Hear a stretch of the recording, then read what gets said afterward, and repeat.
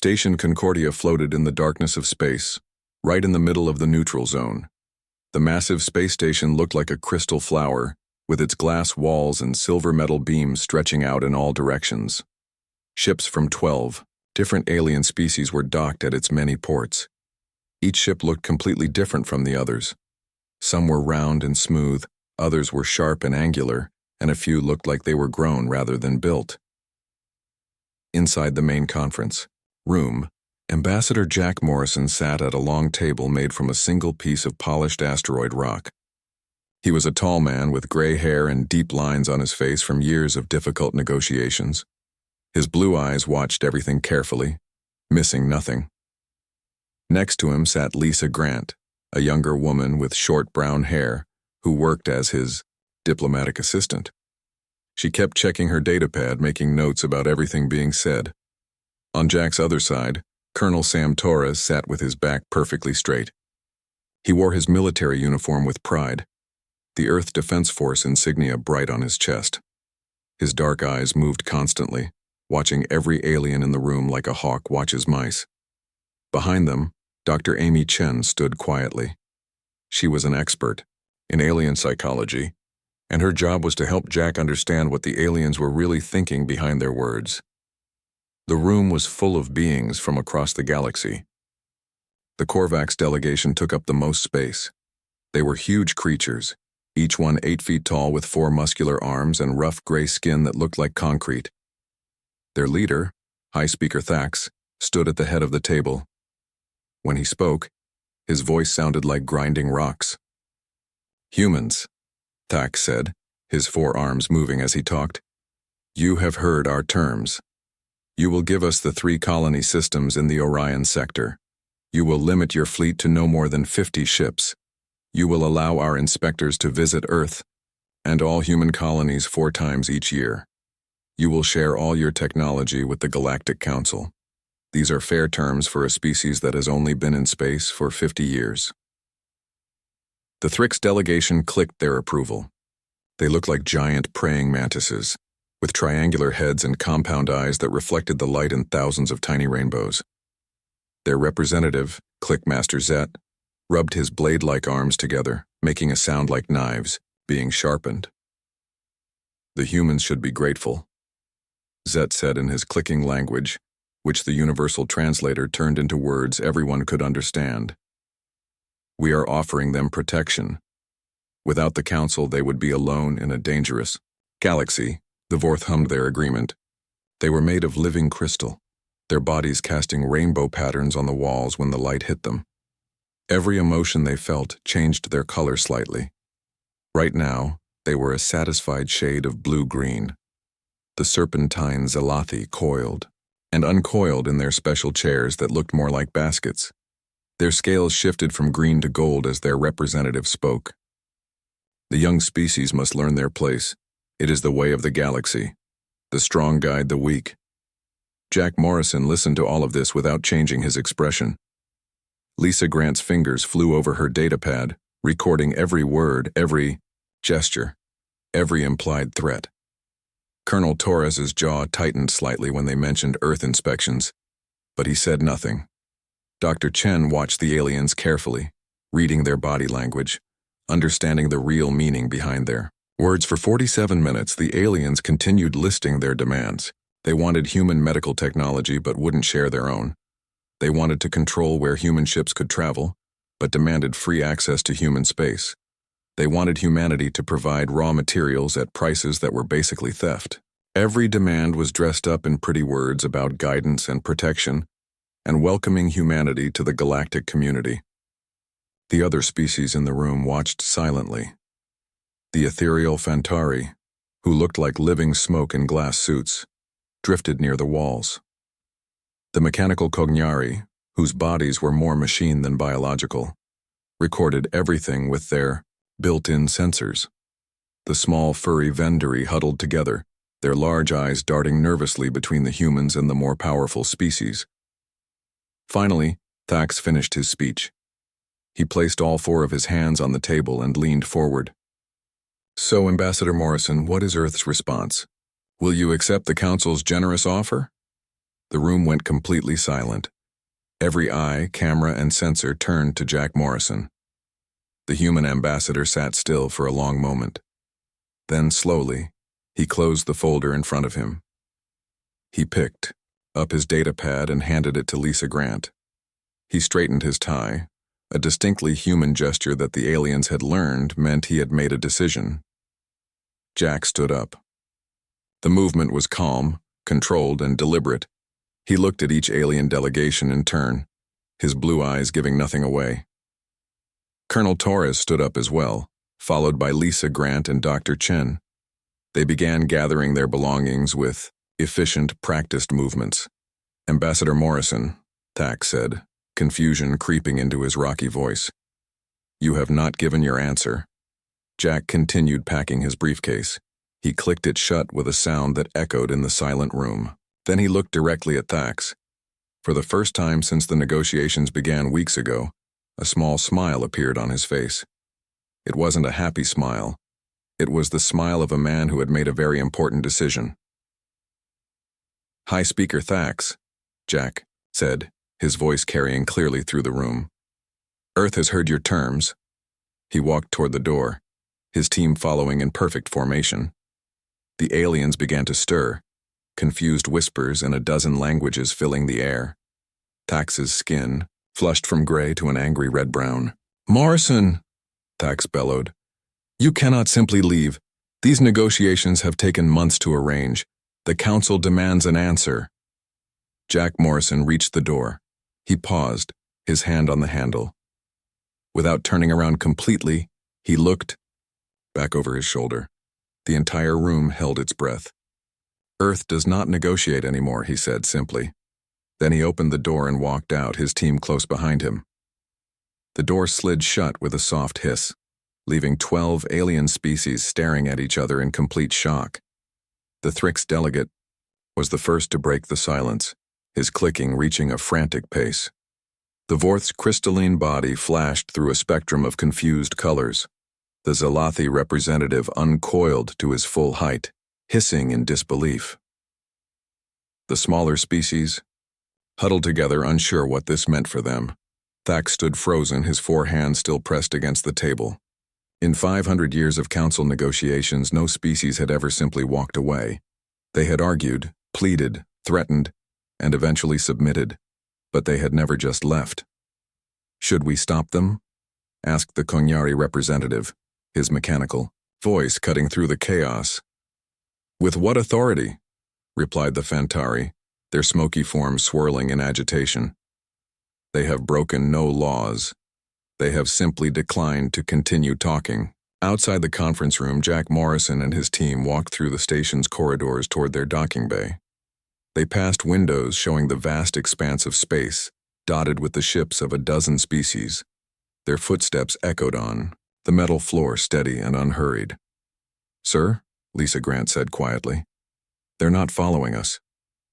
They're too shocked, Dr. Chen observed. In their cultures, walking away from negotiations is unthinkable. They literally don't know how to respond. Colonel, Torres allowed himself a small smile. Wait until they find out why we walked away. Jack Morrison said nothing. He just kept walking, leading his team back to their ship. The real message hadn't been delivered yet. The walkout was just the beginning. In 3 days, the galaxy would understand that humanity had learned the most important lesson of negotiations. Sometimes the strongest position is to refuse to play the game at all. As their ship undocked from Station Concordia and turned toward Earth, the conference room erupted in arguments. The Galactic Council had just experienced something entirely new, something that would change everything. They just didn't know it yet. 3 days had passed since Jack Morrison walked out of the negotiations. The news had spread through the galaxy like wildfire. Every news network, from the core worlds to the outer rim, was talking about it. Never before had a young species refused the Council's terms. The experts argued on talk shows trying to explain what humans were thinking. Most agreed that Earth would come crawling back within a week, begging for mercy. They were wrong. Deep in the Sol system, far beyond where any alien sensors could reach, something incredible was happening. The Oort cloud, that vast field of ice, and rock at the very edge of human space hid humanity's greatest secret.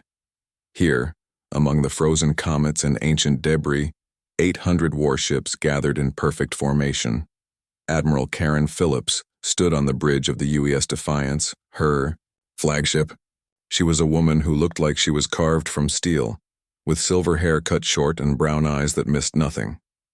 Her uniform was simple and practical, with only her rank insignia and a small earth pin to show her position. She had been preparing for this moment for 5 long years. "All ships reporting ready, Admiral," said her communications officer, Lieutenant Bobby Chen. He was young, barely 25, but he was the best at his job. His fingers danced over his console, managing communications from hundreds of ships at once. Karen looked at the main view screen. It showed the assembled fleet in all its glory. The ships were unlike anything the galaxy had seen before. They were dark gray, almost black, with angular designs that seemed to absorb light rather than reflect it. Each ship bristled with weapons, but not the plasma cannons and laser arrays the rest of the galaxy used. These were something new, something different. "Captain Rodriguez, report," Karen said into her command console. The screen shifted to show Captain Danny Rodriguez, a man with kind eyes but a warrior's bearing. Behind him was the bridge of the Ghostwalker, a stealth frigate that had spent the last year deep in enemy territory. "Admiral, we have completed our reconnaissance of all target systems," Danny reported. "We know the location of every Korvax, supply depot, every military base, every fuel station. We know their patrol routes, their communication codes, and their response times. The Thrix breeding worlds are mapped. The Vorth energy nodes are cataloged. We even know what the Zalathi admirals eat for breakfast." Karen smiled slightly. It was a cold smile, the smile of a predator who had been pretending to be prey. "Excellent work, Captain. And they never detected you?" "No, ma'am. The stealth technology worked perfectly. They still think we can barely manage basic faster-than-light travel. They have no idea we've been watching them for months." The secret of humanity's sudden military advantage stood just behind Admiral Phillips. Dr. Alice Wong was a small woman with black hair streaked with premature gray from years of exhausting work. She looked tired, but triumphant.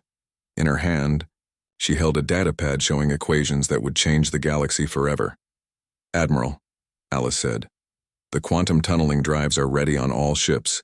We've run 10,000 simulations. We can put our entire fleet anywhere in the galaxy, instantly, with an error margin of less than 10 meters. Karen turned to look at her. "And they still don't know?" Alice shook her head. "The Council species use standard hyperspace technology. It takes them days or weeks to travel between systems. They think we use the same technology, only worse. They've never even theorized about quantum tunneling for anything larger than subatomic particles.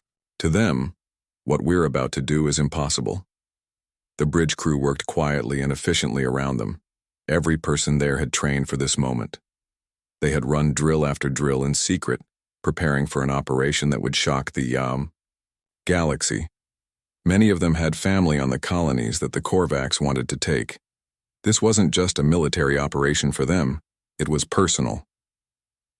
Commander Nancy Foster, the ship's tactical officer, looked up from her station. "Admiral, I'm showing optimal alignment for simultaneous emergence at all 17 target locations. We can hit them all at exactly the same moment." Karen nodded. "Show me the deployment plan." The main screen changed to show a map of the galaxy. 17 red dots appeared, marking the target locations. Each dot represented a critical point in the Council's military and economic infrastructure, supply depots that fed their fleets, communication relays that connected their systems, trade hubs that moved resources between species. If humanity controlled these points, they would control the galaxy's ability to make war. "It's brilliant," said General Pete Harrison, the commander of the Marine Forces. He was a large man with scars on his face from the Mars Rebellion 20 years ago. "We're not trying to conquer them. We're just taking control of the chessboard." "Exactly," Karen replied. "We don't want to rule the galaxy. We just want to make sure they can never threaten us again." The fleet was divided into 17 battle groups, each with a specific mission. Some would take control of supply depots without firing a shot. appearing inside defensive perimeters before anyone knew they were there. Others would disable communication relays, cutting the Council's ability to coordinate. Still others would secure trade routes, making it impossible for resources to flow without human permission. What about civilian casualties? Asked Dr. Carl Miller, the fleet's chief medical officer. He was an older man who had seen too much war and didn't want to see more. 0, Karen said firmly. Those are the orders from President Chen himself.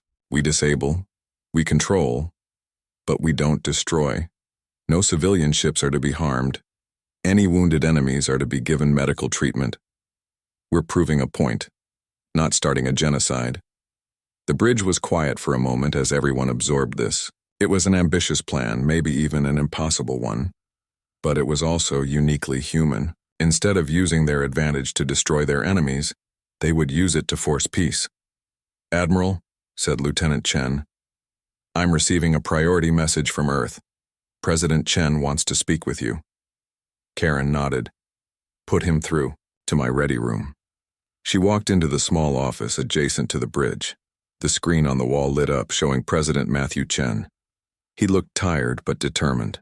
Behind him was the Earth Council chamber, where humanity's leaders had been meeting non-stop since the walkout. Karen, the president said, are your people ready? Yes, sir.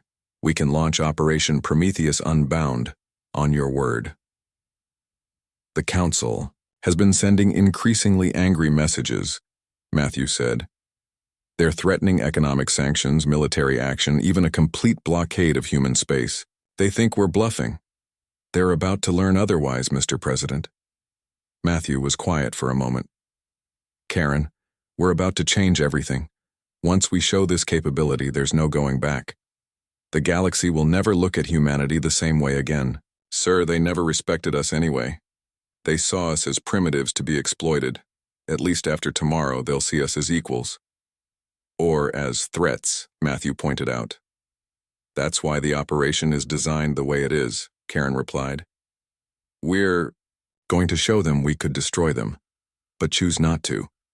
We're going to prove that humanity can be trusted with power because we know how not to use it. The president nodded slowly. You have my authorization, Admiral. Launch when ready. And Karen, good luck. Thank you, sir. The screen went dark. Karen stood alone for a moment, feeling the weight of history on her shoulders. Then she straightened her uniform and walked back onto the bridge. All hands, all ships, she said, her voice carrying through the communication system to every vessel in the fleet. This is Admiral Phillips. In 20 hours, we will launch Operation Prometheus Unbound. You all know your missions. You've trained for this, remember. We are not conquerors. We are not destroyers. We are teachers. We're going to teach the galaxy that humanity will not be pushed around, will not be threatened, and will not be ignored. She paused, looking at the eager faces of her bridge crew. But more importantly, we're going to teach them that we can be trusted, that we choose peace over war, cooperation over domination. Tomorrow we change the galaxy, not through fear, but through strength used wisely. The crew cheered, a sound that echoed through every ship in the fleet. 800 vessels began their final preparations. Weapons were charged, quantum drives were calibrated, Marines checked their equipment. Pilots ran through their flight plans one more time. In less than a day, the galaxy would wake up to a new reality. The humans were not coming to negotiate. They were coming to demonstrate that the age of pushing young species around was over, and they were going to do it in a way that no one would ever forget. The atomic clock on the bridge of the UES Defiance showed 07:59:55 Earth Standard Time. Admiral Karen Phillips stood perfectly still, watching the seconds tick by. Around her, the bridge crew sat at their stations, hands ready, hearts beating fast. This was the moment they had trained for. In 5 seconds, humanity would announce itself to the galaxy in a way that would never be forgotten. All ships signal ready, Lieutenant Bobby Chen reported, his voice steady despite his excitement. Quantum drives charged and synchronized, Dr. Alice Wong confirmed from her station. The clock hit 08 Dao. Execute, Karen said simply. Across the Sol system, 800 ships vanished in the same instant. They didn't accelerate to light speed. They didn't enter hyperspace. They simply stopped existing in one place and started existing in another. The quantum tunneling drives tore holes in space-time itself, creating bridges between points that should have taken weeks to travel between. At Kepler Station, the Korvax military's proudest achievement, alarms suddenly screamed. The massive space fortress was protected by shields that could stop a fleet of 1,000 ships. Its weapons could destroy moons. Its sensors could detect a ship approaching from 3 systems away. But none of that mattered when 40 human warships appeared inside the shield perimeter, already in attack position. Commander Jake Williams stood on the bridge of the UES Thunder, grinning like a wolf. He was a young officer, only 32, but he had studied Kepler Station for 2 years. He knew every weakness, every blind spot, every system. "All ships, target their weapon systems only," Jake ordered. "I want those guns disabled, not destroyed." The human ships fired in perfect coordination, but instead of plasma or lasers, they fired something the Korvax had never seen before. Directed electromagnetic pulses, specifically tuned to overload Korvax technology. The station's mighty weapons went dark one by one, their power systems fried beyond repair. The Korvax station commander, War Master Grax, stared at his dead tactical displays in shock. His station, which had never been successfully attacked in 200 years, was completely defenseless in less than 60 seconds. "War Master," his communication officer said, his voice shaking. "The humans are hailing us." Jake Williams appeared on their screen, calm and professional. "War Master Grax, this is Commander Williams of the United Earth Fleet. Your weapons are disabled. Your shields are about to fail. You have 2 choices: surrender, and your people will be unharmed and your station left intact. Resist and will be forced to board. You have 30 seconds to decide." Grax's 4 arms trembled with rage, but he was no fool. His weapons were gone. His shields were failing, and somehow, impossibly, the humans had appeared inside his defenses. "We surrender," he said, the words tasting like ash in his mouth. "Wise choice," Jake replied. "Prepare to receive boarding parties. Don't worry, War Master. We're not here to occupy. We're just making a point." Meanwhile, at Harvest Prime, the galaxy's largest agricultural world, a very different scene was playing out. Colonel Maria Santos led her rapid response Marines onto the planet's surface. They didn't come in dropships, screaming through the atmosphere. They simply appeared, materializing in flashes of blue light at 17 key locations across the planet. The Thrix Hive commander, Click Master Vex, was in the middle of his morning feeding when humans suddenly appeared in his command center. Before his guards could even draw their weapons, the humans had them surrounded. "Nobody moves, nobody gets hurt," Maria said calmly. She was a small woman, but she carried herself like someone twice her size. Her Marines were equipped with stun weapons, not killers. "Clickmaster Vex, I need you to listen very carefully." Vex's compound eyes focused on her, trying to understand what was happening. "How did you get past our orbital defenses?" "We didn't go past them. We went around them. Through them." "The specifics don't matter," Maria replied. "What matters is that we now control your food distribution network. Every grain of rice, every protein pack, every water purification plant on this planet is under human control as of right now." "Impossible," Vex clicked frantically. "You don't have enough soldiers," Maria smiled. "We don't need soldiers at every location. We have this." She held up a small device. "Quantum-locked containers at every distribution center. Only we can open them. Try to force them, they self-destruct, taking the food with them. Cooperate, and food distribution continues. Normally. You're holding our food hostage?" "No," Maria said patiently. "We're demonstrating that we could, but we're choosing not to. The food will keep flowing. Your people won't starve. We just want you to understand that we have the ability to stop it if we choose to." The Thrix commander's antennae drooped in defeat. In less than 10 minutes, humans had taken control of the food supply for 1/3 of the Council's military. And they had done it without firing a shot, without killing anyone, without even raising their voices. But the most audacious move came at the Vorth homeworld. The crystalline beings had never been successfully attacked in their entire history. Their planet was surrounded by defensive satellites that created an impenetrable energy web.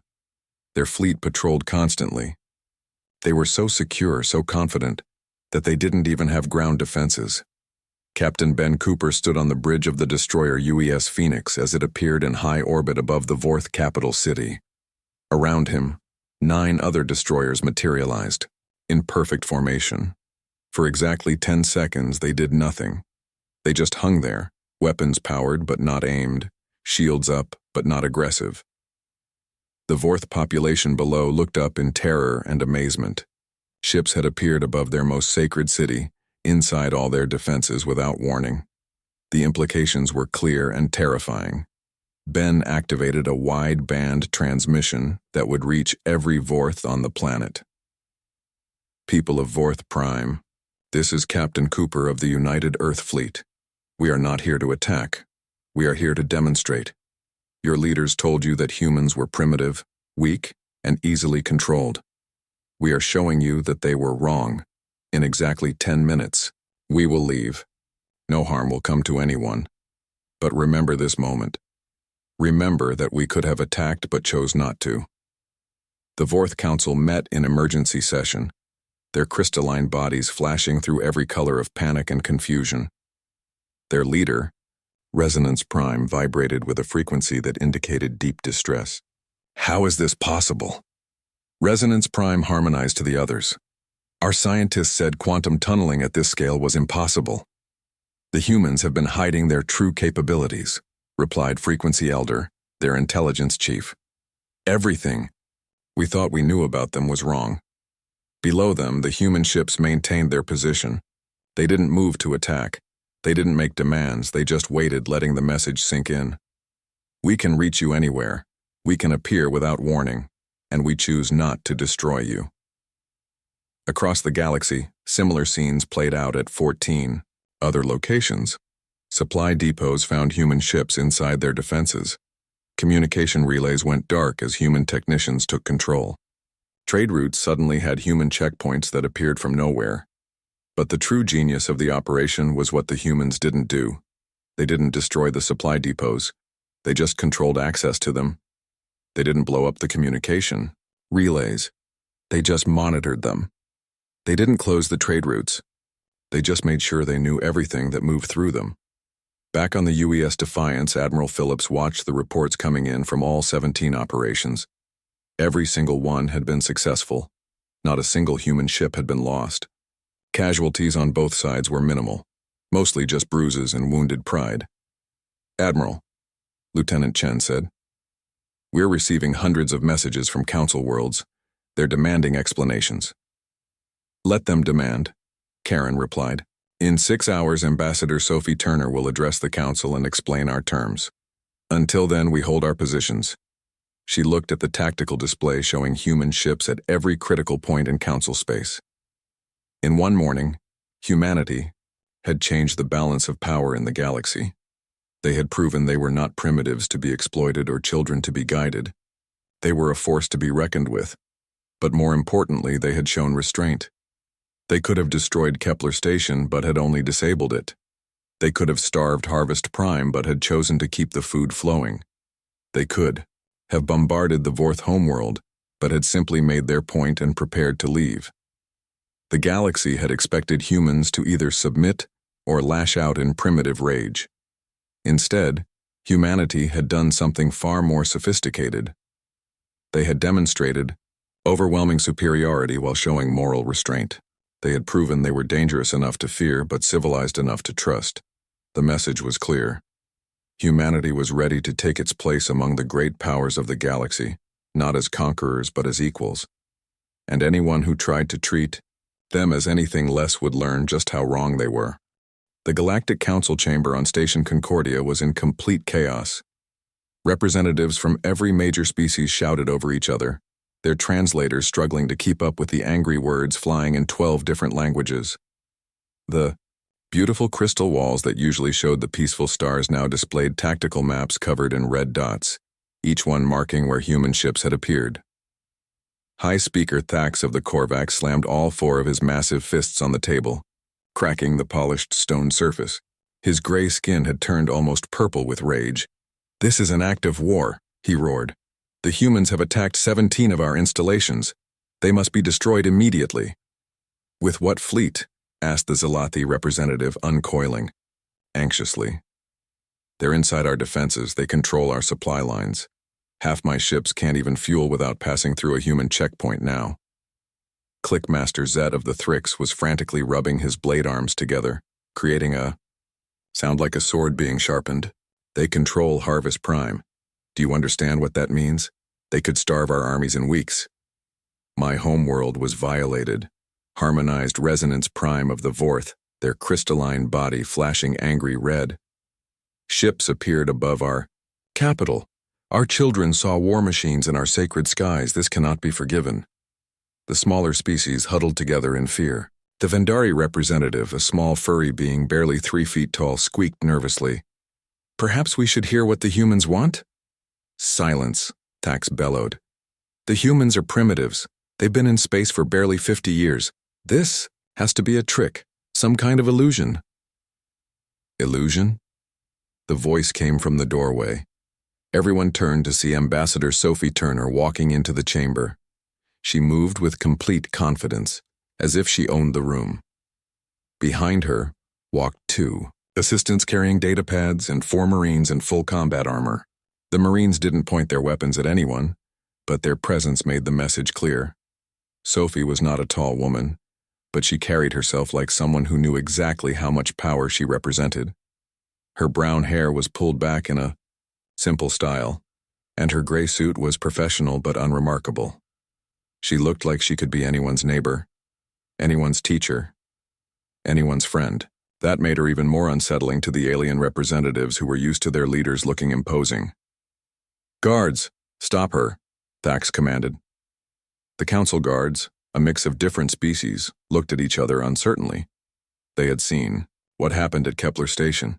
They had heard about Harvest Prime. They knew human ships were holding position at strategic points throughout their space. None of them moved to stop Sophie.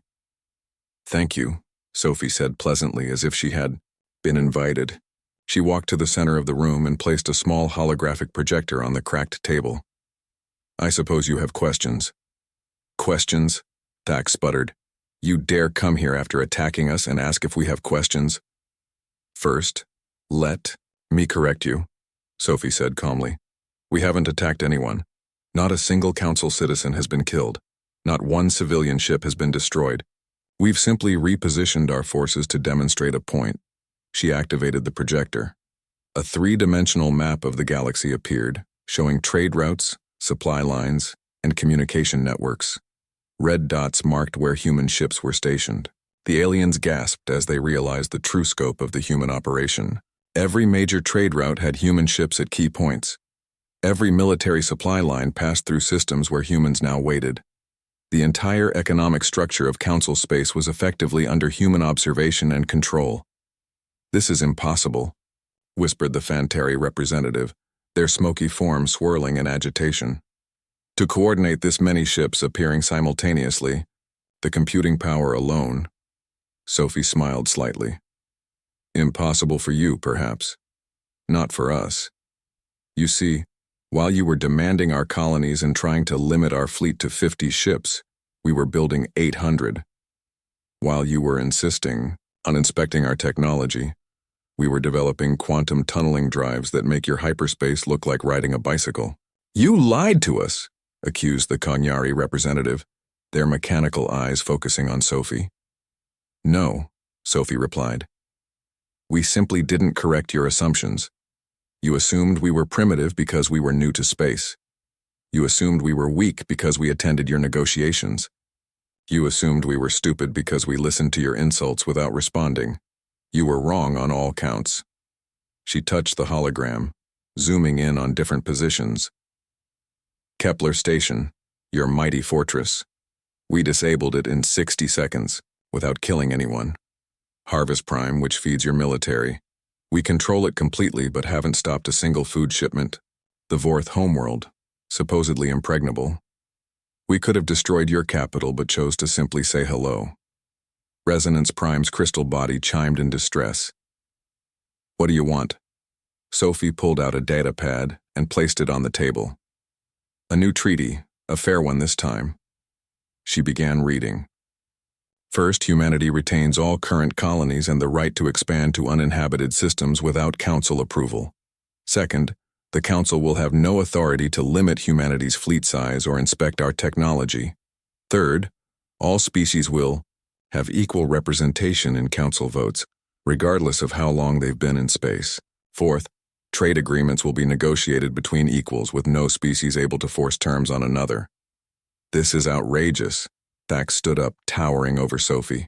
You're demanding we restructure our entire civilization. No, Sophie said, not backing down despite the size difference.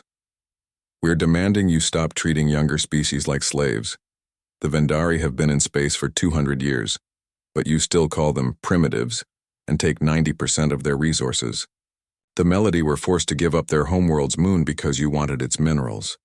The Kandari nearly went extinct because you demanded they fight in your wars. She looked around the room at the smaller species, who were listening with growing hope.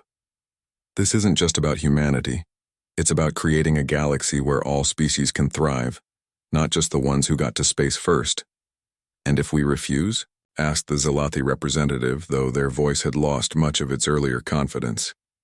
Sophie touched the hologram again. Every red dot began to pulse. Then we maintain our positions. Your military runs out of supplies in 3 weeks. Your economy collapses in 6. Your governments fall in 12, and then we'll negotiate with whoever replaces you. You're threatening to destroy our civilization. No, Sophie said firmly. We're offering to save it. Look at your history. Every 1,000 years, you fight massive wars over resources and territory. Billions die. Entire species go extinct. We're offering a different path. Cooperation instead of domination. Trade instead of theft. Peace instead of constant threat. The room was silent for a long moment. Then, surprisingly, the Vendari representative spoke up. What about our debts to the council? We owe resources we can't pay. Sophie smiled warmly at the small being. All debts incurred under unfair terms are forgiven. Fresh start for everyone. You can't just forgive debts, Thax protested. We can and we are, Sophie replied. Because if you try to collect them, we'll stop your tax collectors at our checkpoints. It's amazing how much changes when you control the roads. Clickmaster Zet had stopped his nervous clicking. You said the food would keep flowing from Harvest Prime? As long as it's distributed fairly, yes. No more sending the best food to the core worlds while the outer rim colonies get processed protein. Everyone eats equally or no one eats at all. The Kanyari representative processed this with their computer mind. You're not trying to conquer us. You're trying to force us to be fair? Exactly, Sophie said. We studied your history. Every young species that joins the council gets exploited until they're too weak to resist. Then they become part of the system that exploits the next new species. We're breaking that cycle. And if we agree to your terms? Resonance Prime asked, their color shifting to a thoughtful blue. Sophie touched the projector, and the red dots turned green. Our ships become your partners, not your wardens. We share our quantum tunneling technology gradually and carefully. Trade flows freely but fairly. The galaxy becomes more connected than ever before. Instead of taking weeks to travel between systems, it takes hours. Imagine the possibilities. She pulled up another display showing economic projections. Our economists calculate that with fair trade and quantum tunneling transportation, the galaxy's economy would grow by 400% in 10 years. Everyone benefits. The pie gets bigger instead of everyone fighting over the same small slices. Thax sat down heavily, his anger deflating into exhaustion. You planned all this. The negotiations were just to learn our weaknesses. The negotiations were to give you a chance to be fair, Sophie corrected. When you chose exploitation instead, we moved to Plan B. How long have you been preparing this? Asked the Zalathi representative. 5 years. Ever since the first council, delegation told us we needed to know our place in the galaxy. Sophie's voice hardened slightly. Humans have a long history of being told to know our place. We've also got a long history of refusing. The room fell silent again. The smaller species were whispering among themselves, hope visible in their various forms of expression. The major 6 months had passed since humanity shocked the galaxy. Station Unity, formerly known as Station Concordia, buzzed with activity unlike anything seen in its 500-year history. The crystal corridors that once separated species into different sections were now filled with beings from every corner of the galaxy, walking side by side, talking, laughing, and working together. Admiral Karen Phillips, now retired from active service, stood at the observation deck watching the impossible. Seen below, a group of human children were playing a game with young Thrix, their laughter mixing with the clicking sounds of joy from the insectoid youth. A Vorth teacher was showing Vendari students how to manipulate light crystals. A Korvax merchant was haggling good-naturedly with a human trader, both smiling as they negotiated. "Never thought I'd see this," said a voice beside her. She turned to see Jack Morrison, the ambassador who had walked out of negotiations all those months ago. He looked younger somehow, as if the weight of representing humanity's survival had been lifted from his shoulders. "Me neither," Karen admitted. "I prepared for war. I expected them to fight us every step of the way." "They almost did," Jack replied. "That first week after Sophie delivered our terms was terrifying. Thax wanted to call our bluff. The Zalathi were mobilizing their hidden fleets, if even one of them had fired a shot." "But they didn't," Karen said. "Do you know what stopped them?" Jack smiled. "The small species, the ones who had been stepped on for centuries. When they realized we were serious about equal representation, they threatened to side with us. The council couldn't fight us and a rebellion at the same time. Below them, a ceremony was beginning in the main plaza. President Matthew Chen of United Earth was about to give a speech alongside the new council leadership. The crowd gathering was the most diverse collection of beings ever assembled in one place. They made their way down to the plaza. The security was minimal, just a few guards from different species standing together. 6 months ago, such a gathering would have required armies to keep the peace. Now, it wasn't necessary. President Chen stood at the podium, a simple structure that adjusted its height automatically for each speaker. Beside him stood Thax, who had surprised everyone by becoming one of the strongest supporters of the new order once he accepted it was inevitable. "Citizens of the galaxy," Matthew began, his voice carrying through translators to every being present. 6 months ago, humanity made a choice. We could have used our technological advantage to conquer. We could have become the new oppressors, replacing the old system with one where we sat at the top. Instead, we chose a different path. He paused, looking out at the crowd. We chose cooperation over domination. We chose to lift others up rather than push them down. And look what we've accomplished together. The holographic displays around the plaza lit up with statistics and images. Trade volume had increased by 350%. Not a single military conflict had occurred between council, species. 15 new colonies had been established jointly by species that had been enemies 6 months before. Thax stepped forward to speak. His rocky voice, once used to making demands, was now warm with something approaching friendship. "I will admit something to you all. When the humans first demonstrated their power, I was furious. I thought they had deceived us, tricked us, made fools of us. I was wrong. They didn't trick us, they simply showed us what we had become." He gestured with his 4 arms at the crowd. "For centuries we believed that strength meant dominance. That age meant wisdom. That being first meant being best. The humans, in their short time in space, showed us the truth. Strength means protecting those who cannot protect themselves. Wisdom means learning from others, no matter how young. Being first means having the responsibility to help those who come after." The crowd murmured its approval in a dozen different ways.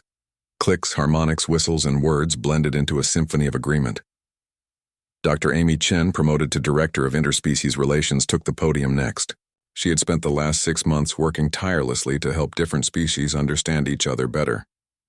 "The quantum tunneling technology is now being shared with all species equally," she announced. No one species will control it. No one species will be able to use it as a weapon over others. In 2 years, travel that once took weeks will take hours. The galaxy will become smaller, but our community will become larger. The crowd erupted in celebration. For many of the smaller species, this technology had seemed like magic, something they would never be allowed to possess. Now, it was being given freely, with only safety protocols to ensure it wasn't misused. Captain Danny Rodriguez, now an admiral himself, watched from the edge of the crowd with his crew. They had spent the last 6 months not as conquerors, but as teachers, showing other species how to use and maintain the new technology. "You know what the best part is?" said his navigation officer, Lieutenant Bill Turner. "My kids are learning Thrix clicking patterns in school. They're teaching human games to Vorth younglings. This generation won't even remember when we were afraid of each other." Admiral Rodriguez nodded. "That's the real victory, not the ships or the technology. It's that." He pointed to a group of young beings from different species working together on what looked like a school project, completely comfortable with their differences. In a quiet corner of the station, Dr. Alice Wong sat with the leading scientists from every major species. They were working on the next breakthrough, something that would make even quantum tunneling seem primitive. But more importantly, they were working on it together. "The humans could have kept this secret too," observed the Cognari scientist, their mechanical mind still amazed by human creativity. "Why share it?" Alice smiled.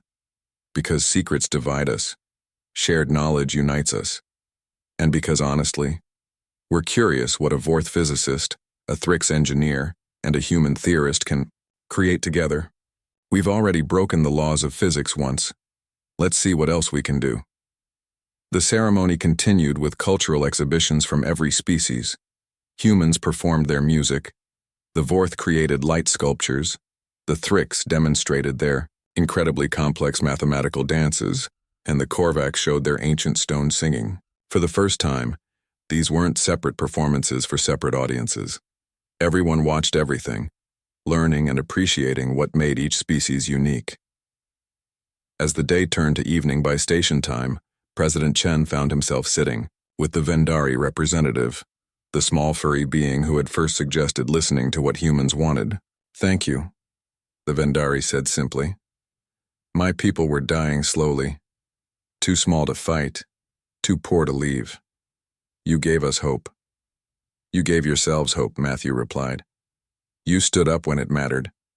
You sided with change when it was dangerous. That took more courage than anything we did with our ships." Near the docking bays, delegations were preparing to leave for the Sagittarius Arm, where the first truly joint colony was being established. It would be populated equally by all species, with rotating leadership and shared resources. It was an experiment, but one that everyone was eager to see succeed. Colonel Maria Santos, now a general, was overseeing the security arrangements. But instead of keeping species separated for safety, she was making sure they were integrated. "Mixed patrols work better," she explained to her staff. "A human and a Korvax together can handle both precision work and heavy lifting. A Thrix and a Vorth together can see threats in completely different spectrums. Diversity isn't just politically correct, it's tactically superior." As the celebrations wound down, Ambassador Sophie Turner stood where the old negotiation table had been. It had been replaced with a round table, no head, no foot, just equals sitting together. She remembered the fear in those early days, wondering if humanity had pushed too hard, moved too fast. But humans had learned something from their own history. Real change never came from asking politely. It came from having the strength to demand it and the wisdom not to abuse that strength when you got it. They had walked out of negotiations not in anger but with purpose. They had revealed their power not for conquest but for liberation. The greatest shock to the galaxy hadn't been the quantum tunneling drives or the coordinated strikes. It had been the fact that humans, with the power to rule everything, had chosen to fix it instead. They could have been emperors. They chose to be teachers. They could have been conquerors. They chose to be partners. In schools across the galaxy, the story was already being taught. How a young species, barely out of their home system, had changed everything, not through violence but through strength wisely used. How they had broken the cycle of exploitation that had defined galactic civilization for millennia. But perhaps the most important change was in how species saw each other. The Korvax no longer looked at humans as primitives, but as equals who had chosen mercy over revenge. The smaller species no longer saw themselves as destined to be exploited, but as valued members of a community. And humans no longer saw themselves as newcomers begging for acceptance, but as architects of a better future. As Admiral Phillips prepared to leave the station, she took one last look at the plaza. A human child had fallen and scraped their knee. A young Korvax, a species that had once terrified humans, gently helped them up with two of its